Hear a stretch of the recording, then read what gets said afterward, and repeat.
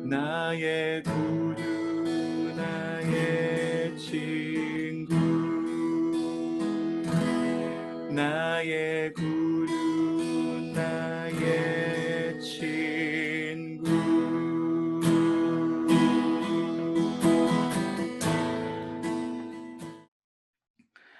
성경에는요, 은혜로운 사랑에 대한 하나님의 메시지가 많이 나타나죠. 예를 들면 너는 내 아들이라, 내가 널 지킨다, 내가 널 보호한다, 내가 널 안아줄게, 어떠한 순간에도 너는 내 아들이다, 내가 너를 버리지도 않을 것이다, 내가 너에게 큰 힘을 줄 것이다, 내가 독수리와 같은 큰 힘을 너에게 줄 것이다. 이런 메시지들이 참 많이 있습니다. 이런 메시지를 우리가 듣고 우리가 보면 보통 하나님의 따뜻한 사랑을 많이 느끼죠. 그런데 반면에 하나님이 주신 이 성경 말씀에는 하나님의 무섭고 강력한 메시지들도 들어있습니다. 예를 들면 내가 너를 저주할 것이다, 너는 고통 속에 있을 것이다, 너는 지옥에 갈 것이다, 너는 영원한 형벌을 받을 것이다, 퍼니시먼트를 받을 것이다 등등입니다. 이렇게 강력하고 무서운 메시지도 성경에는 분명히 존재합니다. 오늘 읽은 성경 본문 역시 이렇게 강력하고 무서운 메시지 중에 하나죠. 보통 이런 메시지는요, 인간이 뭔가를 잘못할 때요, 하나님 앞에서 뭔가를 실수하고 뭔가 하나님 앞에 큰 범죄를 저질렀을 때 선포됩니다. 뭐 당연한 이야기일 거예요. 마찬가지로 오늘 본문도요, 무서운 메시지인데 심판의 메시지, 약간은 형벌의 메시지, 그러니까 퍼니시먼트에 관한 메시지 혹은 워닝, 경고의 메시지인데, 이 메시지도 두아디라 교회라는 교회가 하나님께 잘못을 했을 때 그때 선포된 메시지입니다. 저는요, 이런 무서운 메시지가 한 가지 장점이 있다고 생각합니다. 뭐 여러 가지 장점이 있을 수 있어요. 그런데 큰 장점이 하나 있다라고 생각을 해요. 이런 무서운 메시지, 정말 저주의 메시지, 형벌의 메시지, 아까 여러분들 읽으셨으면 알겠지만 막 무섭잖아요. 하나님께서 막 자녀를 다 죽이겠다, 큰 환란을 갖게 하겠다. 조금 있다가도 제가 다시 한번 말씀을 드릴 텐데, 이런 무서운 메시지가 분명한 하나의 큰 장점을 가지고 있다고, 어드밴티지를 가지고 있다고 생각을 해요. 그 장점은 바로 무서운 메시지를 통해 우리 인간이 하지 말아야 할 것이 무엇인지를 알 수 있다라는 것입니다. 하나님께서 이런 무서운 메시지를 주시면 하지 말아야 될 것, 우리 인간이 하지 말아야 될 것이 무엇인지를 우리는 분명히 알 수 있다는 것입니다. 이것이 이 무서운 메시지의 큰 장점이라고 생각을 해요. 예를 하나 드릴게요. 어렸을 때 저는 오락실이라는 곳을 매일 다녔어요. 그러니까 컴퓨터 게임기가 있는 그런 모여있는, 지금으로 이야기하면 PC방인데 PC방이랑은 좀 달랐죠. 오락실 여러분들 아는 친구들이 있을 거예요. 거길 매일매일 정말 출근하듯이 학교를 가듯이 갔어요. 갔다 오면은 아버지께 매일매일 혼났어요. 근데 그렇게 혼났음에도 불구하고요, 제가 중독이 되었었던 것 같아요. 그렇게 혼나고 무서움에도 불구하고 그렇게 오락실을 갔어요. 가서 슈퍼마리오도 하고요, 갤러그도 하고요, 스트리트 파이터도 하고요. 정말 게임에 미쳐서 살았었어요. 어렸을 때, 초등학교 때요. 그러니까 막 돈이 생기면요, 막 이제 오락실에 막 다 갖다 바쳤죠. 그죠? 제가 받은 용돈 오락실로 다 갖다 썼고요. 오락을 많이 하다 보니까 머릿속이 오락으로 게임으로 가득 차서 막 숙제나 이런 학교 공부를 제대로 할 수가 없었습니다. 그런데 이 오락실을 다니고 아버지께 매일 혼나는 이 프로세스 속에서 저에게 딱 좋은 한 가지 장점이 있었어요. 딱 좋은 한 점. 그 점은 바로 제가 제 동생을 올바른 길로 인도했다라는 거예요. 무슨 이야기냐면, 제 동생은요, 저의 모습을 보면서 오락실을 저렇게 가면 아빠한테 저렇게 혼이 나고 매를 맞는구나, 이걸 깨닫게 됐어요. 그러면서 이제 그 모습을 보면서 레슨을 배운 거죠. 저렇게 형이 혼나고 저렇게 형이 매를 맞는 걸 보니 나는 가면 안 되겠다. 실제로 제 동생은 한 번도 오락실에 가지 않았습니다. 제가 알기로는요, 오락실에 출입을 하지 않았어요. 근처에 가지 않았어요. 저의 희생으로 말미암아 동생은 모범생으로 살아갔다고 저는 생각합니다. 동생 의견도 좀 들어봐야 될 테지만, 제 희생으로 말미암아 동생은 그 어려운 길로 가지 않고, 제가 맞음으로, 예수님처럼 매를 맞음으로, 아버지께 혼을 당함으로, 그 희생으로 말미암아 제 동생은 올바른 길로 갔다고 저는 생각을 합니다. 이렇듯이 이렇게 하나님의 무서운 메시지요, 내가 무서운 것들을 그 눈앞에서 보고 하나님의 무서운 메시지를 들으면 그걸 좀 피하게 되고 그걸 안 하게 되죠. 그러니까 우리들이 하지 말아야 될 것을 분명하게 알려주기 때문에 저는 이 무서운 메시지도 우리에게 큰 장점이 있다라고 생각을 합니다. 좀 서론이 길었는데요. 여러분들 오늘 이 무서운 메시지 혹은 앞으로 받게 될 또 어떤 경고의 메시지, 이 강한 메시지를 하나님이 저래? 왜 하나님 저렇게 무서워? 하나님 사랑해, 하나님, 이렇게 생각하지 마시고요.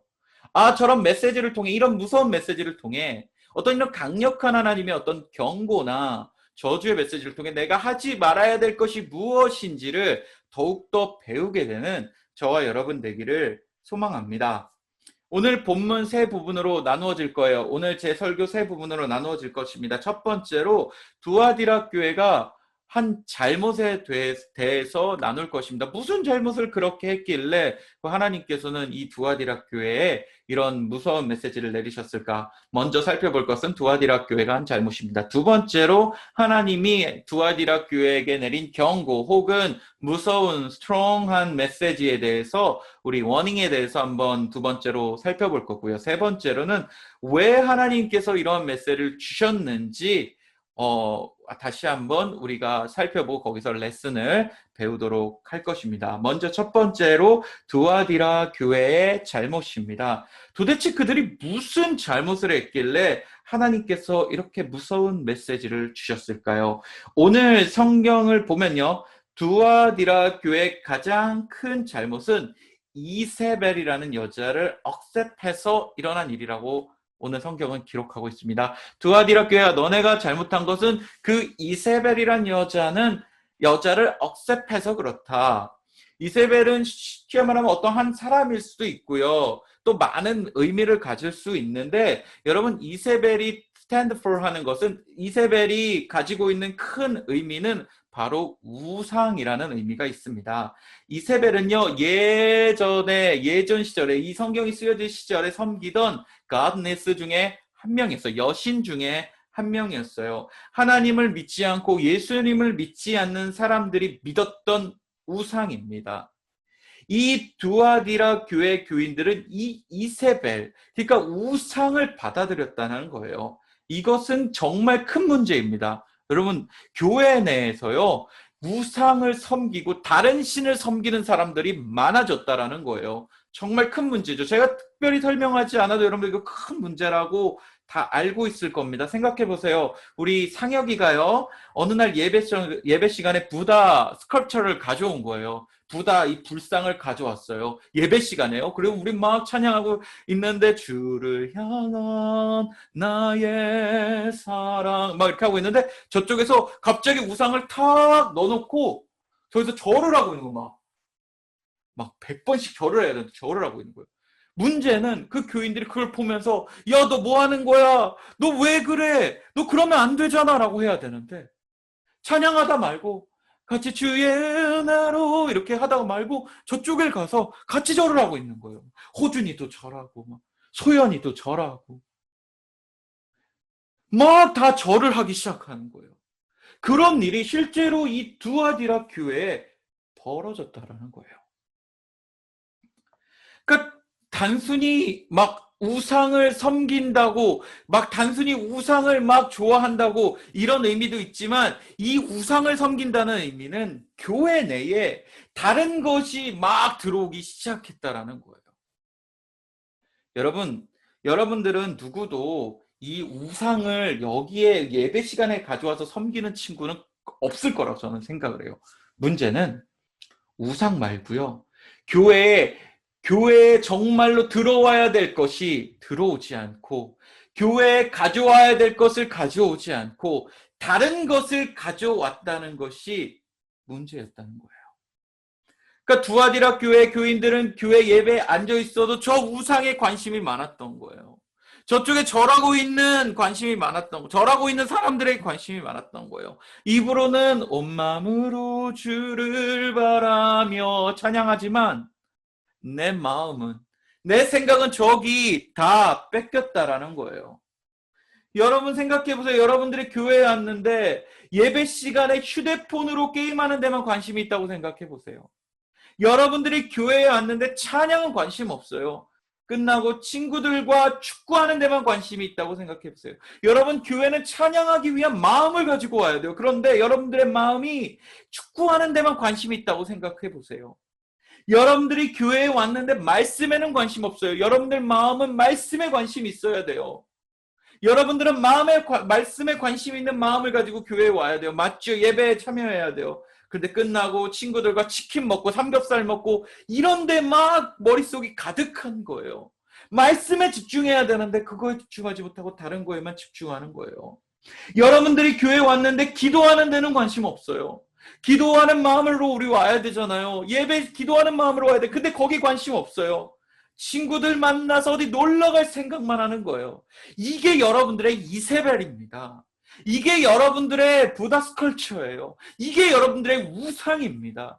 여러분 교회는요 정말 올바른 것이 들어와야 되잖아요. 맞지요? 우리의 예배하는 마음, 찬양하는 마음, 기도하는 마음 이런 것들이 들어와야 되잖아요. 근데 여러분들 머릿속에 마음속에 휴대폰이 들어있고 끝나고 놀러 갈 생각이 들어있고 먹을 생각이 들어있고 친구들하고 놀 생각이 들어있으면 이게 바로 이세벨이고 이게 바로 우상입니다.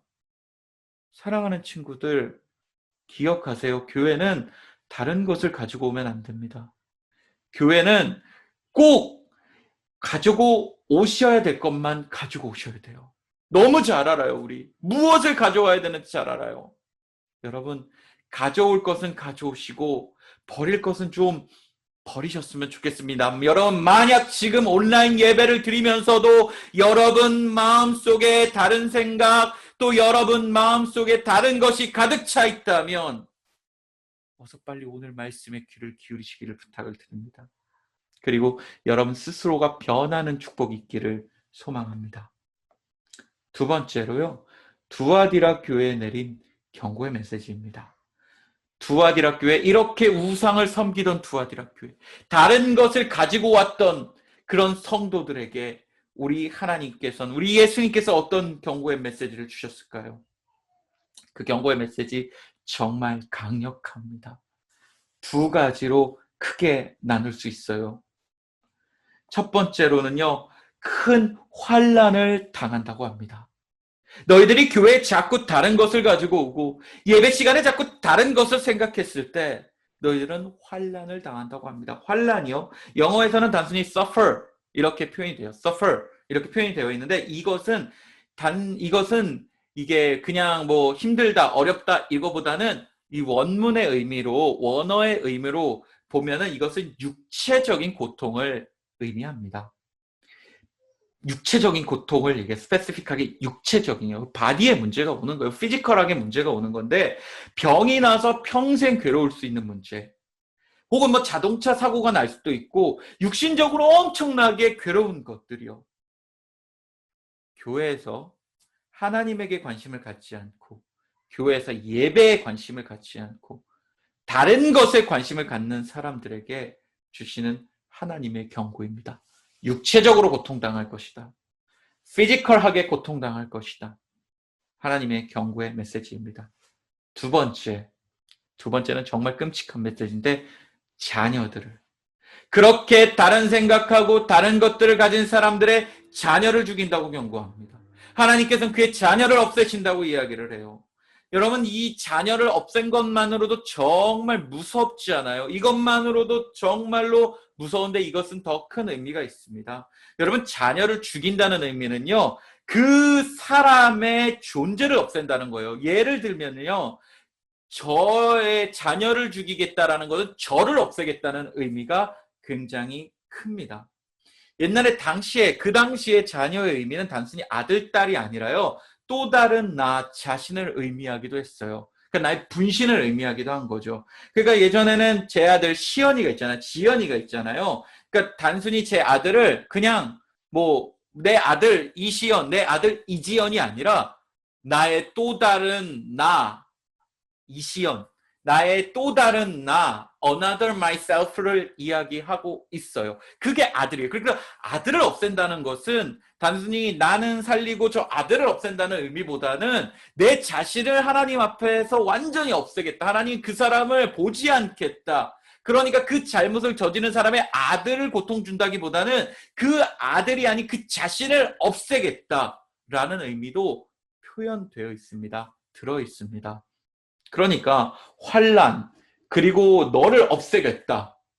얼마나, 그러니까 육체적인 고통, 그러니까 너를 없애겠다. 이 경고의 메시지를 하나님 외에 다른 것에 관심을 둔 사람들에게 주신 하나님의 경고이자 하나님의 메시지입니다. 그렇다면 여러분, 왜 두아디라 교회에게 이런 경고의 메시지를 주셨을까요? 저는 여러분들이 이 강력한 하나님의 어떤 워닝에 초점을 두기보단 이 부분에 초점을 더 두셨으면 좋겠습니다. 무섭고 떨려, 나 진짜 집중해야 돼, 이러기보다는요, 지금의 메시지, 왜 하나님이 이런 메시지를 주셨을까? 왜 하나님께서 이렇게 경고의 메시지를 주셨을까를 조금 더 보셨으면 좋겠습니다. 이것도 두 가지 이유입니다. 하나님께서 왜 이렇게 무서운 경고의 메시지를 주셨을까? 두 가지 이유입니다. 첫 번째로, 하나님께서는 그들이 회개하기를 원하시고 계시기 때문에 경고의 메시지를 주셨어요. 여러분, 하나님께서는 벌을 내리기 위해 정말 벌을 주시고 싶어서 그런 경고의 메시지를 주신 것이 아니라, 이 경고의 메시지를 통해 우리가 깨닫고 다시 하나님께로 돌아오기를 바라고 계시기 때문에 이러한 경고의 메시지를 주셨습니다. 여러분, 우리가 보통 회개라고 이야기하는 거요, 어떤 의미가 있냐? turning back의 의미가 있습니다. 그러니까요, 내가 그 길을 막 가면서 이 길로 가면 안 되는데, 이 길로 가면 실패인데, 이 길로 가면 안 되는데, 내 걸음을 가면서, 그게 회개가 아니라요, 내가 가던 길이 있다면 그 길을 딱 멈추고 바로 돌아서서 다시 돌아가는 길. 내가 가는 길이 있다면 그 길을 딱 멈추고 돌아와서 말로만 이렇게 가면 안 돼, 이렇게 가면 이거 잘못이지 하는 것이 아니라 딱 그 자리에서 멈추고 돌아가서 다시 하나님께로 돌아가는 것. 내가 예배 시간에 다른 것에 관심이 있다면 그것을 딱 끊고 다시 돌아서서 하나님께로 돌아가는 것. 그냥 나 이러면 안 되는데, 저 이렇게 깨달았어요, 이렇게 하면 안 된다고 깨달았어요, 말로 하는 것이 아니라 그 자리에 멈춰 서서 돌아가는 것. 그것이 회개입니다. 하나님은 여러분들에게 회개하기를 바랍니다. turning back 하시기를 원합니다. 여러분들이 이 세배를 가지고 있다면, 여러분들 다른 것들을 가지고 있다면 하나님 거는 그것을 딱 멈추고 다시 돌아가기를 원하시고 계십니다. 여러분들의 가던 길을 멈추시고, 여러분들이 지금 잘못된 길을 가고 있다면 여러분들이 가던 길을 딱 그 자리에 멈추시고 하나님께로 돌아가는 여러분들 되시기를 소망합니다. 하나님께서는 두아디라 교회, 그리고 우리 모두가 잘못된 방향으로 가고 있다면 그 길을 멈추고 다시 돌아오기를 바라시고 계시는 부임을 기억하시기를 부탁을 드립니다. 두 번째는요, 하나님 왜 이런 경고의 메시지를 주셨냐면, 하나님께서는요, 하나님이 어떤 분이신지 우리가 알기를 원하고 계시기 때문입니다. 하나님께서는 그분이 어떤 분인지 우리에게 알리고 싶어 하세요. 특별히 하나님께서는요, 우리에게 창조주이시고요, 하나님께서 우리의 모든 것을 보시고 책임지고 계심을 알기를 원합니다.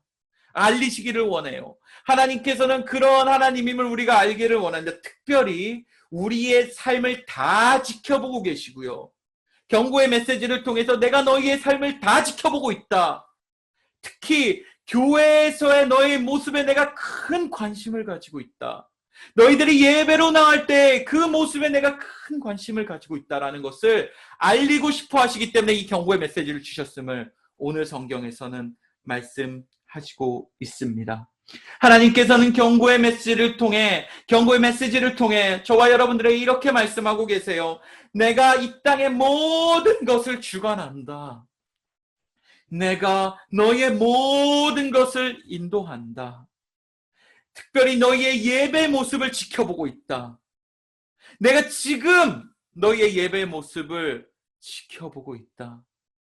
비록 온라인 예배지만 내가 너희의 예배 모습을 지켜보고 있고 너희의 삶 모든 것을 지켜보고 있다. 나는 그런 하나님이다.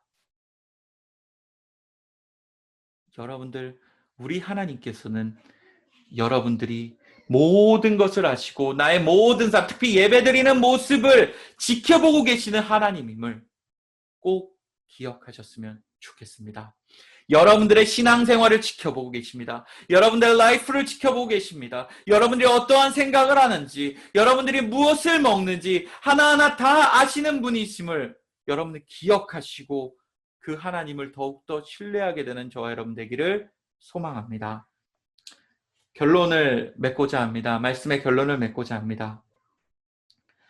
사랑하는 여러분, 하나님은 오늘도 우리에게 경고의 메시지를 주십니다. 그 경고의 메시지의 목적은 아까도 말씀드렸지만 퍼니시먼트가 아니에요.